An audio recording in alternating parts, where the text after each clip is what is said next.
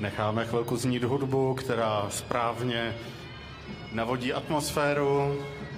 Zdravíme vás z Plzně, ze slavností svobody. Letos zcela mimořádných.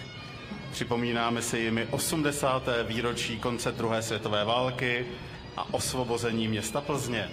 K němu došlo 6. května roku 1945, což slavnosti svobody mimo jiné připomenou hlavním vzpomínkovým aktem v úterý 6. května za účasti prezidenta České republiky Petra Pavla a také belgického krále Filipa.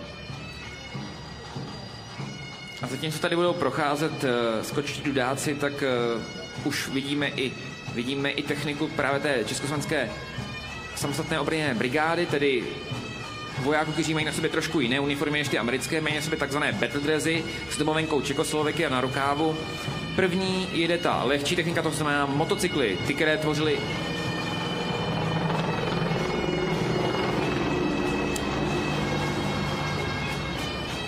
Petře, řeknu vám, to je mix zvuků.